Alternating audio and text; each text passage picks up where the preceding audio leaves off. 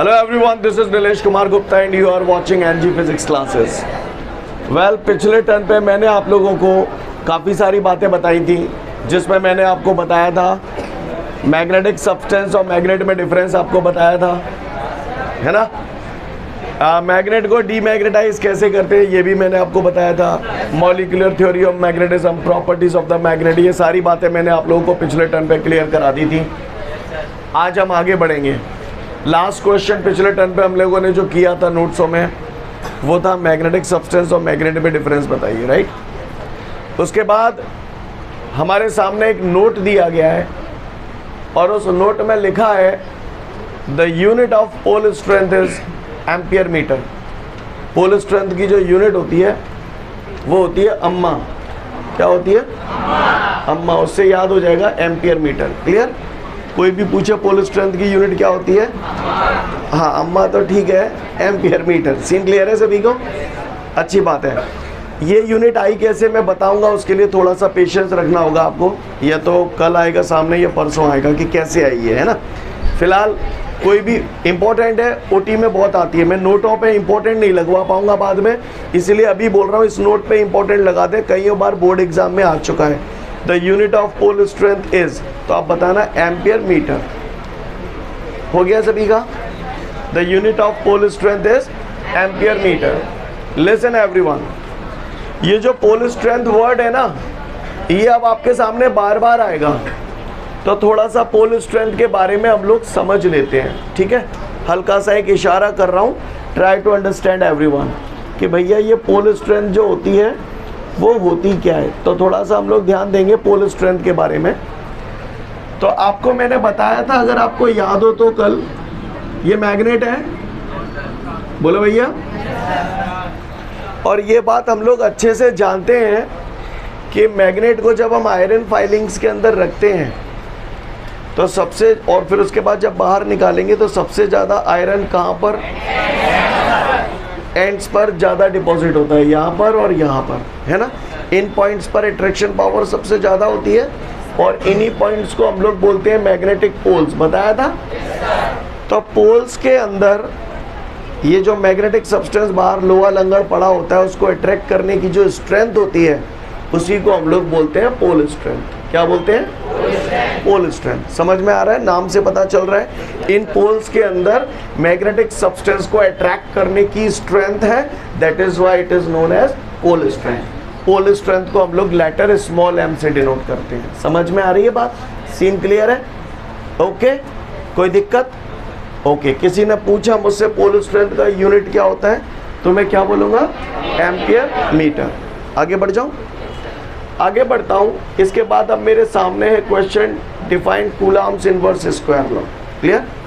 Define Coulomb's inverse square law. पहले एक बार note read कर लिया ना आप सभी ने, तो चलता हूँ मैं आगे। कूलम्ब्स इनवर्स स्क्वायर लॉ आपको बता दूँ, ये जो मैं कूलम्ब्स इनवर्स स्क्वायर लॉ शुरू कर रहा हूँ मैं यहाँ से, यहीं से आपका ये मान लो चैप्टर 1 का रिवीजन टाइप का भी चालू हो गया। कूलम्ब्स इनवर्स स्क्वायर लॉ आपको याद है, आप लोगों ने चैप्टर नंबर 1 में भी पढ़ा था, है ना। मतलब यहाँ जो जो चीज़ें अब मैं कराता जाऊँगा, जिन लोगों ने चैप्टर 1 पढ़ा है, घर पे जाके उन चीज़ों को देखना, आपको लगेगा यार ये तो बिल्कुल सेम टू यू है ना। तो चलिए शुरुआत करते हैं। Coulomb's inverse square law, look at the board everyone. Coulomb's inverse square law में गौर से देखिए, ये दो पोल्स हैं और पोल्स के अंदर मैग्नेटिक सब्सटेंस को अट्रैक्ट करने की पावर होती है। उस पावर को आप बोलते क्या हो? Pole strength. ये दो पोल हैं, एक पोल की पोल स्ट्रेंथ m1 है, ये दूसरे पोल की पोल स्ट्रेंथ m2 है। क्लियर है ना। हो सकता है ये नॉर्थ पोल हो, ये साउथ पोल हो सकता है दोनों साउथ पोल हो सकता है एक साउथ एक नॉर्थ हो। क्लियर है? कुछ भी हो सकता है। अगर दो अपोजिट पोल होंगे तो इनके बीच कैसा फोर्स लगेगा, और अगर दो सेम पोल हुए तो कैसा फोर्स लगेगा? इसके अलावा कोई तीसरा फोर्स लगता है क्या? नहीं लगता। दो ही टाइप के फोर्स लगते हैं, either it would be attraction और it would be repulsion. Scene clear है? इन दोनों पोल्स के बीच का जो डिस्टेंस है दैट इज r। कोई पूछे व्हाट इज r, तो r is the distance between the two poles. What is r? r क्या है? Distance between the two poles. Clear? m1 m2 क्या है? Pole strength. तो इन दोनों पोल्स के बीच जो फोर्स लगता है उस फोर्स का जो फॉर्मूला है that is F is equal to mu not upon 4 pi m1 m2 upon r square. Clear? This is the formula for the Coulomb's inverse square law. Coulomb's inverse square law के लिए कोई formula मुझसे पूछे कि क्या formula है, तो मैं बोलूँगा mu not upon 4 pi m1 m2 upon r square. बात समझ में आ रही है आप सभी लोगों को मेरी? किसी को कोई दिक्कत? थोड़ा सा यहाँ फोकस करेंगे हम लोग। जिन लोगों ने चैप्टर नंबर 1 पढ़ा है वो लोग थोड़ा ध्यान से सुनिएगा। मैं केवल उनकी बात कर रहा हूँ जिन लोगों ने चैप्टर नंबर 1 पढ़ा हुआ है, वो लोग थोड़ा सा ध्यान से सुनेंगे जो मैं बताने जा रहा हूँ आप लोगों को, ठीक है ना? तो गौर से देखिएगा सब लोग। चैप्टर 1 जब मैंने पढ़ा था तो वहाँ पर भी तो मैंने कूलम्ब्स इनवर्स स्क्वायर लॉ पढ़ा था। तो वहाँ पर कूलम्ब्स इनवर्स स्क्वायर लॉ का फॉर्मूला होता था F इज इक्वल टू, जैसे चुप हो जा, मैं बोल रहा हूँ जैसे वहाँ म्यू 0 अपॉन 4 पाई है ना, यहाँ ये तो आप चैप्टर 4 में भी पढ़ चुके हैं। म्यू 0 अपॉन 4 पाई एक कांस्टेंट टर्म होती है 10 टू द पावर -7, है ना? इसी तरीके से कूलम्ब्स लॉ में इस कांस्टेंट की जगह आता था 1 अपॉन 4 पाई एप्सिलॉन नॉट के। सीन क्लियर है? जो काम यहाँ पर पोल स्ट्रेंथ का है, जैसे यहाँ पर पोल्स होते हैं, इलेक्ट्रिसिटी में चार्ज होते थे, तो पोल्स की जगह यहाँ क्या आ जाएगा? चार्ज Q1 Q2, और R डिस्टेंस है तो ये वैसा की वैसा। ऐसा नहीं लग रहा? सेम टू यू है। क्लियर है? अच्छा, किसी ने पूछा what is the Coulomb's inverse square law, तो ध्यान से सुनेंगे। According to the Coulomb's inverse square law, F क्या है यहाँ पर? फोर्स ऑफ अट्रैक्शन और रिपल्सन, क्योंकि कोई भी फोर्स हो सकता है, अट्रैक्शन और रिपल्सन। क्लियर है? F क्या है यहाँ पर? फोर्स ऑफ अट्रैक्शन और रिपल्सन। क्लियर? और ये जो फोर्स लग रहा है दो पोल्स के बीच में लग रहा है, द फोर्स ऑफ अट्रैक्शन और repulsion which is acting between the two poles. Clear है? Again I repeat, the force of attraction और repulsion which is acting between the two poles is directly proportional to the product of their pole strength। बोलो, इन दोनों का product ही तो हो रहा है। तो ये जो फोर्स है डायरेक्टली प्रोपोर्शनल है product of their pole strength and inversely proportional to the square of the distance between them. Inversely proportional to the square of the distance between them. कहानी समझ में आ रही है? अगर किसी ने पूछ लिया कूलम्ब्स इनवर्स स्क्वायर लॉ का स्टेटमेंट बताऊं तो मैं बोल दूंगा according to the Coulomb's law, the force of attraction or repulsion which is acting between the two poles is directly proportional to the product of their pole strength and inversely proportional to the square of the distance between them। कहानी समझ में आ रही है? Clear है? 1 minute का समय दिया, statement बुलवा लूंगा आपसे। तो स्टेटमेंट सभी को क्लियर हो चुका है, ऐसी उम्मीद करता हूँ। अब आप गौर से देखिए, यहाँ से मैंने F proportional to m1 m2 और F proportional to 1 upon r square, equation number 1, equation number 2। Scene clear है भैया यहाँ तक सभी को? कोई दिक्कत? सबको भाषा समझ में आ रही है? F proportional to m1 m2 आप लोग देख पा रहे हैं प्रॉपर ऑनलाइन वालों? Okay, combining both the equation, combining both the equation, दोनों इक्वेशंस को अगर मैं कंबाइन करूंगा तो it becomes F proportional to m1 m2 upon r square. बोलो भैया। और मैंने सुना है जब भी ये प्रोपोर्शनल का साइन हटता है कांस्टेंट आता है ना? तो F is equal to mu upon 4 pi m1 m2 upon r square. Scene clear है? अच्छी बात है। म्यू का एक रिलेशन होता है, मैंने बायो सेवर्ट लॉ में भी बताया था, अगर आपको याद हो तो। म्यू बराबर होता है mu R into mu zero. तो म्यू की जगह मैंने चटका दिया mu R into mu zero, बाकी का सब as it is m1 m2 4 pi r square. Scene clear है भैया सभी को? का हुआ को परेशानी? आगे बढ़ते हैं। F इज इक्वल टू, ये जो म्यू आर है ना, इस म्यू आर की वैल्यू 1 होती है फॉर एयर और वैक्यूम। जैसे चैप्टर 1 में K आता था dielectric constant of the medium, वहाँ पर यहाँ पर K की जगह क्या आता है? Mu r. तो म्यू आर बराबर होता है 1 फॉर एयर और वैक्यूम।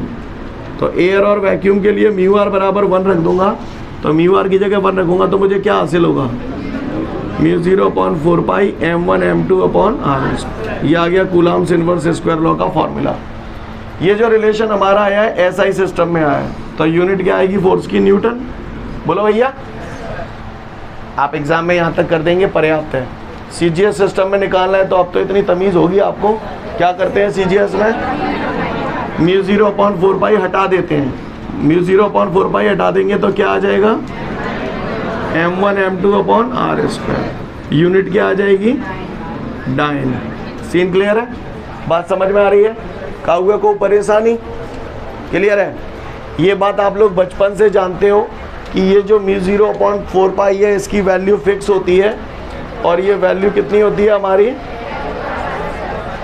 10⁻⁻7 Nm/A²। इतनी रामायण आपको समझ में आई, एक बार पढ़ लो फिर आगे की बात करूंगा आपसे। हम सभी ने कूलॉम्स इनवर्स स्क्वायर लॉ पढ़ लिया और जितना बताया उतना पर्याप्त है, ज़्यादा जानने की ज़रूरत नहीं है। और फिर भी मैं यहाँ थोड़ा सा कुछ कहना चाहता हूँ आपसे, ट्राई टू अंडरस्टैंड, क्योंकि इसकी गाज अगले चैप्टर में गिरेगी, जहाँ गिरेगी तब भी बताऊँगा, पर फिलहाल आज बता रहा हूँ। समझने की कोशिश करें, मैंने SI से CGS में बदल दिया।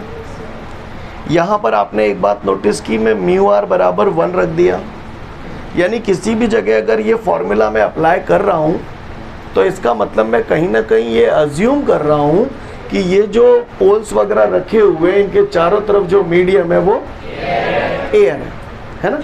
लेकिन अगर किसी ने ये बोल दिया कि मैंने इसे एयर की बजाय किसी अदर मीडियम में रख दिया, तो ऐसी सिचुएशन में क्या करूँगा, तो फिर मुझे ये फॉर्मूला लगाना पड़ेगा, क्योंकि वहाँ पर μr की वैल्यू भी आएगी। समझ में आ रही है बात। CGS सिस्टम में ये फॉर्मूला होता है, जहाँ में तो म्यू के दर्शन ही ना है रहे, अब पाने को मीडियम में दर्द हो जाए एयर की बजाय, तो फिर मुझे जहाँ में μr का मल्टीप्लाई करना पड़ेगा कि नहीं करना पड़ेगा। कहानी समझ में आ रही है आपको। ये बात आप सभी लोग अपने दिमाग में उतार लें कि मैं जहाँ पर भी कूलॉम्स लॉ के लिए ये फॉर्मूला इस्तेमाल कर रहा हूँ, इसका मतलब मैं ये मान के चल रहा हूँ कि जो भी चीज़ें हैं वो एयर में रखी हुई हैं। अगर वो किसी और मीडियम में रखी होंगी तो मुझे इस फॉर्मूले में μr का मल्टीप्लाई भी करना पड़े, क्योंकि ऐसा मैं करूँगा अगले चैप्टर में। समझ में आ रही है बात, मैंने आज ही बता दिया आपको। क्लियर है सीन, कोई परेशानी, आगे बढ़ूँ क्या। मैं उम्मीद करूँ कि हम लोगों को कूलॉम्स लॉ समझ में आ गया, आपने पढ़ लिया, आपको समझ में आ भी गया होगा, और इतना ही पर्याप्त है, ज़्यादा जानने की ज़रूरत नहीं है। और फिर भी यहाँ एक दो बातें मैं आपको और बता दूँ। ये जो टर्म्स आपने इस्तेमाल किया है ना, म्यू, μr और μ0, इनके बारे में हम लोग थोड़ा सा चिंतन करते हैं, राइट। ज़्यादा आपको डेप्थ में जाने की ज़रूरत नहीं है, पर मैं आपको समझाने के लिए बता रहा हूँ कि ये चीज़ें हैं क्या, ठीक है। तो लिसन एवरीवन, सब लोग ध्यान से सुनिएगा। म्यू को बोलते हैं हम लोग एब्सोल्यूट परमिएबिलिटी। क्या बोलते हैं, परमिएबिलिटी है। μr को हम लोग बोलते हैं रिलेटिव परमिएबिलिटी। क्या बोलते हैं, रिलेटिव परमिएबिलिटी। और μ0 को हम लोग बोलते हैं परमिएबिलिटी इन फ्री स्पेस। क्या बोलते हैं, परमिएबिलिटी इन फ्री स्पेस। क्या बोलते हैं इसको, permeability in free space. Clear. अब सुना, ये चीजें होती क्या है, मैं आपको थोड़ा सा समझाने की कोशिश कर रहा हूं, ट्राई टू अंडरस्टैंड। हाँ, परमिएबिलिटी इन फ्री स्पेस, तो इसको तो पहले निपटाओ। तो भैया मैं ये जानता हूँ μ0/4 की वैल्यू 10⁻⁻7 होती है। बोलो भैया, तो 4 को इधर ले आऊँगा तो μ0 = 4 × 10⁻⁻7 Nm/A²। सीन क्लियर है। ये तो एक कांस्टेंट टर्म हो गया, ये फिक्स होती है परमिएबिलिटी इन फ्री स्पेस। यहाँ पर सबसे पहले इस वर्ड पे फोकस करते हैं, परमिएबिलिटी। इसका मतलब क्या होता है, परमे यानी परमिशन, एबिलिटी माने योग्यता, परमिशन की एबिलिटी। नहीं आई बात समझ में। आप सब लोग यहाँ से आपको मुंबई ले जाए जाए, आप जुहू पे अमिताभ बच्चन के बंगले में पहुँच जाएं, आपको परमिशन की एबिलिटी है, नहीं है। समझ में आई बात। परमिएबिलिटी वर्ड का मतलब समझ में आ गया। कुछ सब्सटेंस ऐसे होते हैं जिनके अंदर से करंट बहुत तेजी से पास होता है, कुछ सब्सटेंस ऐसे होते हैं जिनके अंदर से करंट कम पास होता है, ऐसा होता है ना। तो वहाँ पर सबके लिए परमिशन की एबिलिटी अलग अलग है। अलग अलग मटेरियल के लिए, करंट के लिए परमिएबिलिटी अलग अलग होती है। इसी तरीके से मैग्नेटिक लाइंस ऑफ फोर्सेस जो होती हैं वो अलग अलग सब्सटेंस के अंदर अलग अलग क्वांटिटी में पास होती हैं। आगे जब मैं और बात करूंगा तो वहाँ पर आपको बताऊंगा इन सब चीज़ों के बारे में। समझ में आ रही है बात। तो अलग अलग मटेरियल के अंदर मैग्नेटिक लाइंस ऑफ फोर्सेस की परमिएबिलिटी अलग अलग होती है। फिलहाल परमिएबिलिटी का मतलब परमिशन की एबिलिटी। क्लियर है, बात समझ में आ रही है सभी को। आगे बढ़ूंगा। अब यहाँ पर बात आती है एब्सोल्यूट परमिएबिलिटी और रिलेटिव परमिएबिलिटी, है ना। इन परमिएबिलिटी तो समझ गए, ये एब्सोल्यूट और रिलेटिव क्या होता है ये हमको समझना है थोड़ा सा। तो आपको बता दूं, दो भाई थे। कौन थे? दो भाई थे, एक था राम और एक था श्याम। दोनों पढ़ते थे, दोनों ने फिजिक्स का पेपर दिया। दोनों ने फिजिक्स का पेपर दिया। राम के नंबर आए 5, श्याम के नंबर आए 7। पेपर था 100 नंबर का। क्लियर? पेपर कितने नंबर का था? Not the matter of laughing, try to understand. Paper था 100 नंबर का। राम के नंबर कितने आए? श्याम के नंबर कितने आए? 7। शाम को आए पिताजी। शाम को जब पिताजी आए तो पिताजी ने पूछा, राम बेटा कितने नंबर आए? राम सीधा सच्चा बंदा था, उसने बोला 5 आए। पिताजी ने कहा ठीक है, वेरी गुड। फिर श्याम से पूछा, श्याम बेटा कितने आए? श्याम साला थोड़ा सा स्मार्ट था। श्याम ने जो कि राम ते 2 ज़्यादा आए। राम ते 2 ज़्यादा आए। समझ रहा है मेरी बात को? जबकि कायदे से श्याम को सीधा आंसर 7 देना चाहिए था, लेकिन उसने स्मार्ट तरीके से आंसर दिया, राम से 2 ज़्यादा आए। यानी श्याम ने अपने नंबर को कंपैरिजन कर दिया, एक रिलेशन बिठा दिया राम के नंबरों के साथ। लिसन, ये जो नंबर है ना, राम के जो 5 नंबर हैं और श्याम के जो 7 नंबर हैं, these are the absolute marks. Absolutely correct बोलते हैं ना, एब्सोल्युटली एकदम करेक्ट। तो ये एब्सोल्यूट वैल्यू है। क्लियर? ये हर मीडियम के लिए अलग अलग परमिएबिलिटी होती है, सबकी फिक्स होती है। तो ये एब्सोल्यूट मार्क्स है। राम के एब्सोल्यूट मार्क्स हो गए 5, श्याम के एब्सोल्यूट मार्क हो गए 7। क्लियर? लेकिन जब श्याम से पूछा गया था कायबे ते क्या नंबर आए, तो मैंने यूँ कही कि राम ते 2 ज़्यादा आए। तो नंबर तो 2 भी हैं, लेकिन ये एक रिलेशन फिक्स कर दिया राम के नंबरों के साथ। यानी एक चीज़ का दूसरी चीज़ के साथ कंपैरिजन करना, उसी को हम बोलते हैं रिलेटिव परमिएबिलिटी। तो यहाँ पर श्याम ने जो बोला ना 2 नंबर आए राम के कंपैरिजन में, तो ये 2 कैसे मार्क्स हुए? Relative marks. नहीं है ये बात समझ में? और सेकंड ने जो भी नंबर दे गए 100 में तो ही दे गए, तो 100 फिक्स है, वो म्यू 0 नहीं है। मेरी बात समझ में? सीन क्लियर है? ओके। मैंने बोला म्यू एब्सोल्यूट परमिएबिलिटी, इसका मतलब ये है कि अलग अलग मीडियम की परमिएबिलिटी अलग अलग होती है। समझ में आ रही है बात? क्लियर? और रिलेटिव परमिएबिलिटी, जब एक मीडियम की परमिएबिलिटी को दूसरी मीडियम के साथ कंपैरिजन किया जाता है, तो इसी को हम लोग बोलते हैं रिलेटिव परमिएबिलिटी। कहानी समझ में आ रही है? बता दिया है मैंने आपको ज़्यादा डेप्थ में जाने की ज़रूरत नहीं है, बस कूलाम्स लॉ समझ में आता है आपको। ये वैल्यू ज़रूर याद रखना, ओटी वगैरह में आ जाती है। कहो तो आगे बढ़ जाऊँ? आगे बढ़ते हैं। सभी लोगों ने पढ़ लिया पूरा ये? इसके बाद आगे की कहानी है हमारे सामने। इसके बाद अब हमको दिया है on the basis of Coulomb's law define unit pole. यही क्वेश्चन हमको दिया है, on the basis of Coulomb's law define unit pole. Ready everyone? Coulomb's law के आधार पर मुझे यूनिट पोल की डेफिनेशन देनी है। अगर आपको याद हो चैप्टर 1 जब आपने पढ़ा था, तो वहाँ पर मैंने आपको बताया था on the basis of Coulomb's law define unit charge. याद है आपको? आज मुझसे पूछ रहा है on the basis of Coulomb's law define unit pole. तो चलिए देखते हैं यूनिट पोल क्या होता है, क्या डेफिनेशन है यूनिट पोल की, किसके आधार पर ये डेफिनेशन हमें बतानी है।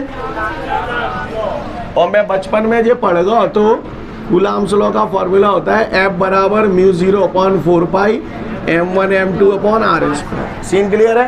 काहुए को परेशानी, और मैंने जाको हवाई डिजाइन बनाओ तो नहीं बनाओ तो जे m1 है जे m2 है, इन दोनों के बीच की डिस्टेंस r है। और मैंने जो फॉर्मूला लगा हुआ है जाको मतलब का है, हाँ जेवा फॉर्मूला लगा हुआ, तो जे मैं जामे जे अंडरस्टूड है कि जो पूरा ताम झाम जो धरो है वो काय में धरो है, एयर बोल दो या वैक्यूम बोल दो। सीन क्लियर है? काहुए को परेशानी हो तो बताए। तो मोते यूँ कह रहे हैं कि मैं ये जो कूलाम्स लॉ लिखा हुआ है इसके आधार पर यूनिट पोल का डेफिनेशन बताऊं। यूनिट पोल बोले तो m बराबर 1 जे लाइवे की कह रहा हूँ पट्ठा मोते, तो मैं ले आऊँ ला रहा हूँ। पहले मुझे एक पहेली बताओ, जैसे मैंने लिखी है 3x बराबर y और मुझे आंसर चाहिए x बराबर 1, तो y की जगह का धरो, y की जगह 3 दद्दांगो y की जगह 3 रख दूंगा तो 3 से 3 कैंसिल हो जाएगा, x बराबर 1 आ जाएगा। समझ में आई बात आपको? ऐसा भी करवाऊं तो आप लोग करना, ठीक है? चले शुरुआत करें।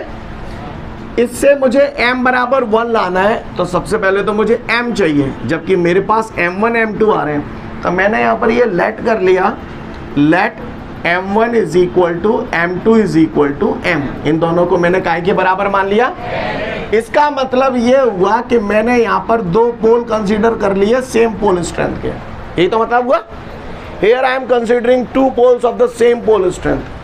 तो सेम पोल है तो इनके बीच लगने वाला फोर्स कैसा होने वाला है? रिपल्सिव फोर्स होगा। मानते हो? मानते नहीं मानते? कैसा फोर्स होगा? क्यों होगा? समझ में आ रहा है? आप महान हैं। किसी भी डेफिनेशन को बनाने के लिए चीजों को 1 1 1 कर देते हैं। तो आर की जगह का तान हूं, आर बराबर 1 मीटर का मतलब ये हुआ कि ये दोनों पोल एक दूसरे से, या तो बोल दो 1 मीटर के डिस्टेंस पे रखे हैं दोनों पोल, या फिर ऐसे बोल दो both the poles are placed at unit distance apart. Unit distance का मतलब 1 मीटर ही होता है। क्लियर है? काव्य को परेशानी? अच्छी बात है। अब ये वैल्यू उठा के बेटा मैं इस फॉर्मूले में रख रहा हूँ, मैं रखूँ? तो आ जाओ, म्यू 0/4 की जगह मैंने माइनस है, तो मैं जानता हूँ m1 m है, m2 m है, mm बटे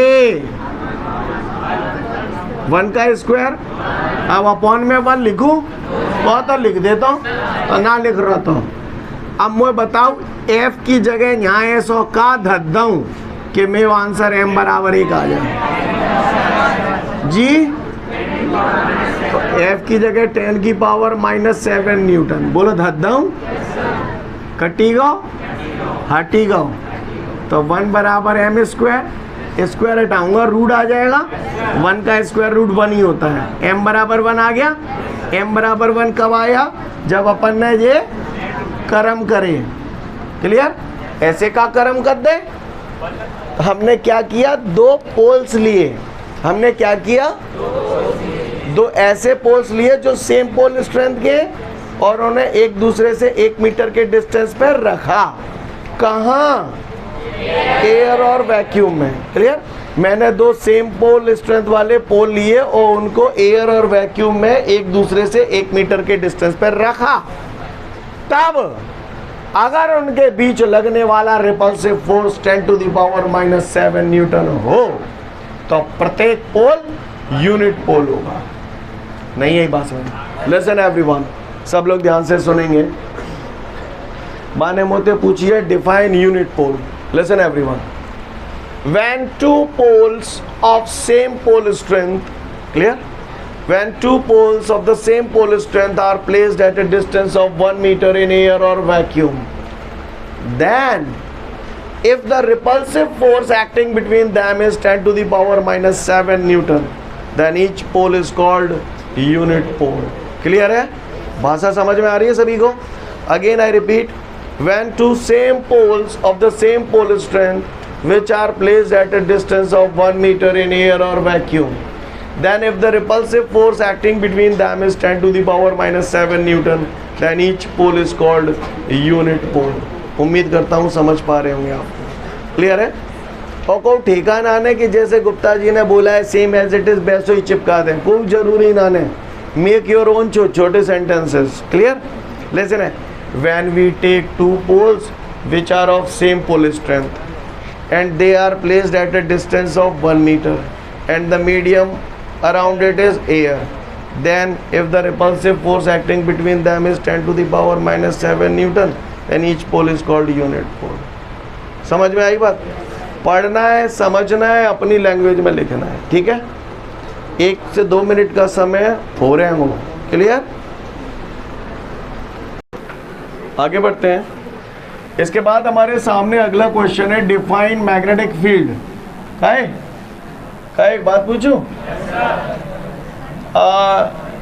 आज तुम पढ़ लिख के इतने बड़े हो गए तो तुमको बचपन में ये पढ़ाया गया था इलेक्ट्रिक फील्ड पैदा होने के लिए जिम्मेदार कौन होता है? अच्छा, चार्ज के चारों तरफ इलेक्ट्रिक फील्ड पैदा होता है। अच्छा, तो वहाँ पर जब आपको इलेक्ट्रिक फील्ड समझाया गया था तो आपको बताया था field around the charge where we can feel the effect of electricity is called electric field, ऐसा बताया था। Similarly the field around the magnet, है ना, the field around the magnet where the effect of magnetism can feel is called magnetic field, है ना, या ऐसा field जहाँ पर हम मैग्नेट के इफेक्ट को फील कर सकें, that is called magnetic field. बोलो, क्लियर है? चलो आगे। हाँ, the field where the effect of magnetism can feel is called magnetic field. सही बोल रहा हूँ ना? क्लियर है? तो जल्दी से फटाफट मैग्नेटिक फील्ड पढ़ लो, फिर आगे की बात करूंगा। अगला क्वेश्चन है हमारे सामने, define intensity of magnetic field. सबसे पहले तो मैं उन लोगों को बता रहा हूँ जिन लोगों ने चैप्टर 1 पढ़ा है। नालायक हो, ये जानते हो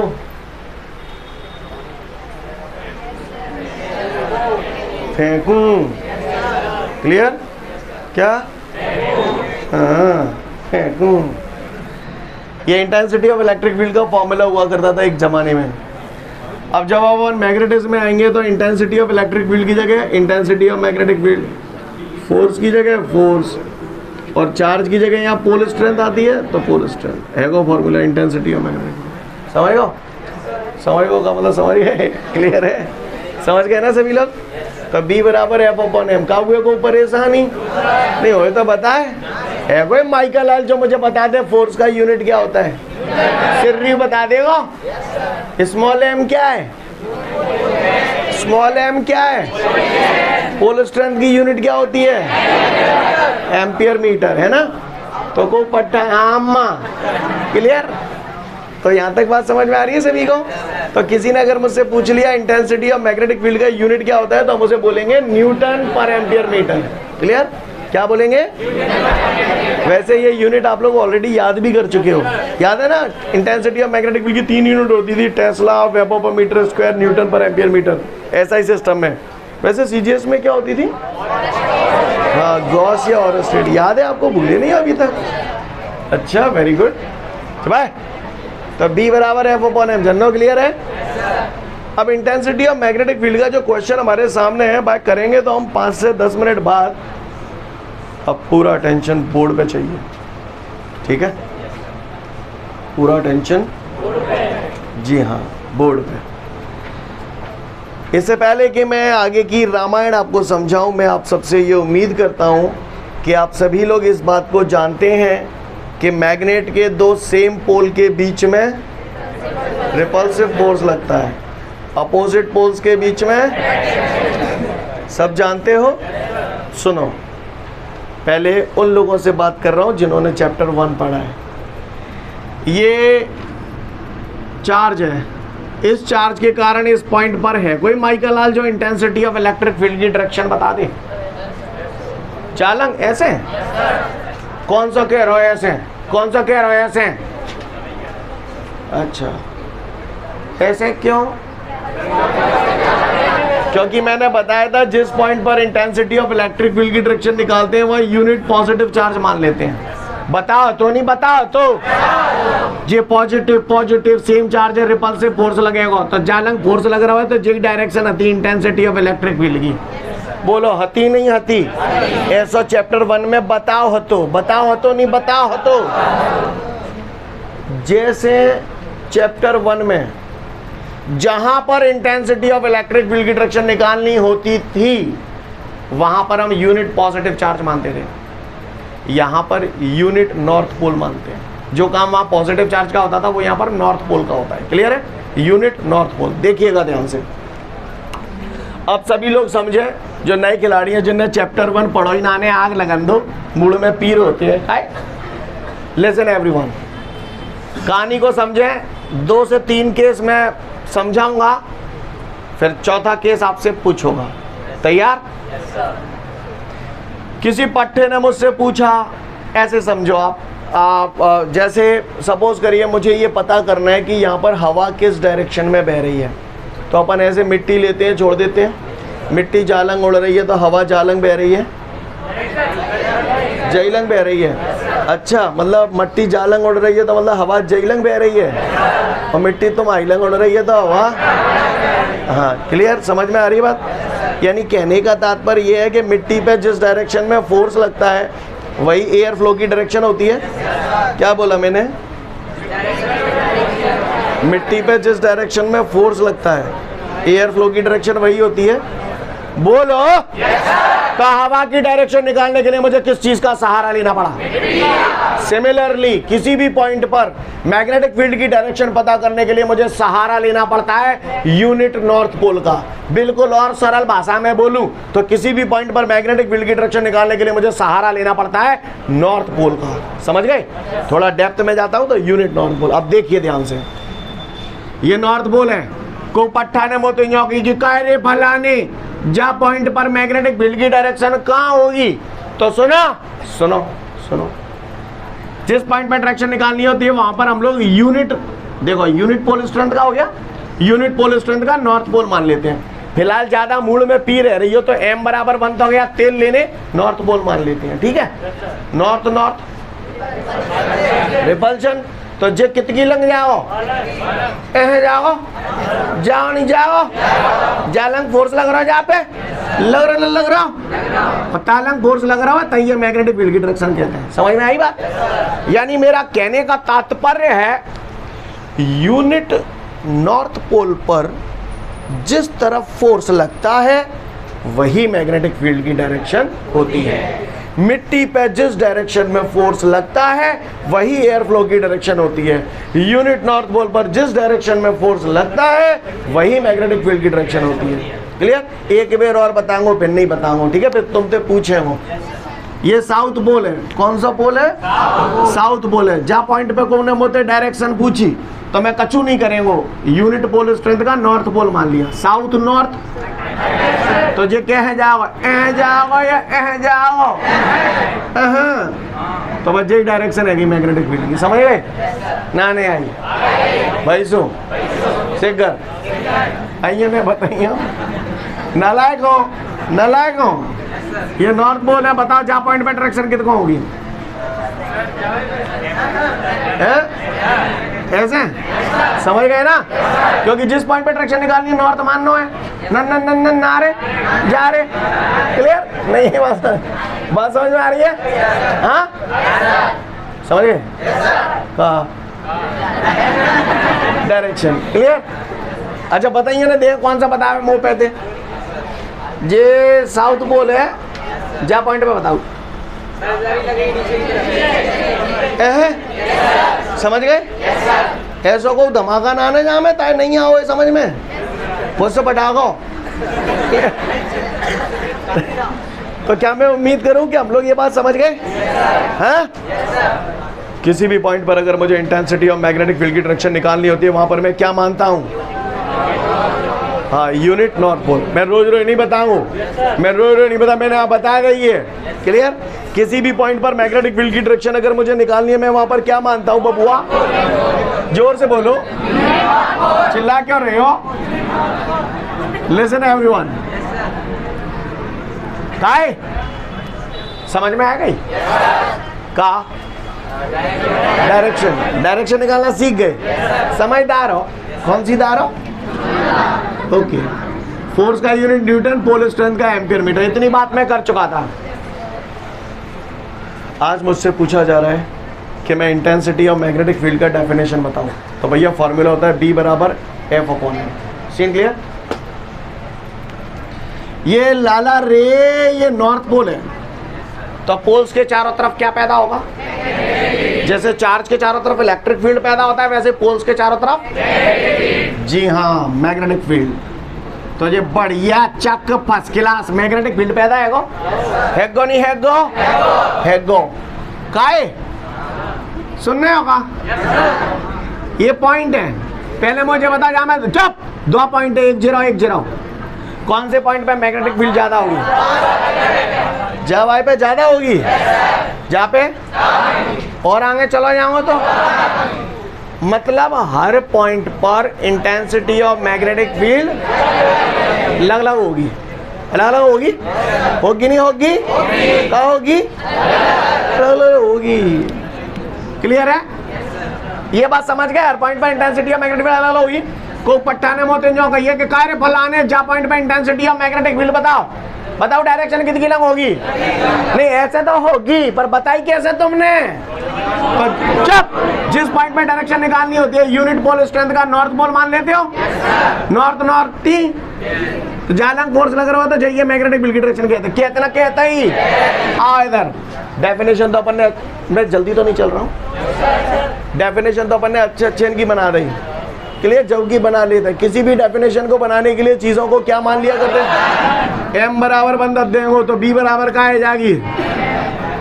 अपॉन में 1 लिखूं? लिसन एवरीवन, ध्यान से सुनिएगा, 2 से 3 बार बोलूंगा उसके बाद फोड़ूंगा। b क्या है? Intensity of magnetic field. Intensity of magnetic field या intensity of magnetic field at any point, या फिर intensity of magnetic field at any point in the magnetic field. B का है, पूरा बोलो, कमीनो intensity of magnetic field at any point in the, हम कहाँ निकाल रहे हैं? हम कहाँ निकाल रहे हैं? डायरेक्शन गई तेल लेने, हम निकाल रहे हैं इंटेंसिटी ऑफ मैग्नेटिक फील्ड। हम कहाँ निकाल रहे हैं? कहाँ पे निकाल रहे हैं? तो पूरा बोलो, क्या कर रहे हैं? हम intensity of magnetic field at any point निकाल रहे हैं। ये पॉइंट कहाँ पे? मैग्नेटिक फील्ड के अंदर। तो हम क्या कर रहे हैं? We are calculating intensity of magnetic field at any point in the magnetic field. What we are calculating? Intensity of magnetic field at any point in the magnetic field is equal to the force which is acting on a unit north pole which is placed at that point. दोबारा सुनो, ध्यान से सुनेंगे अब केवल। Intensity of magnetic field at any point in the magnetic field is equal to the force which is acting on a unit north pole which is placed at that point. दोबारा सुनो इधर से।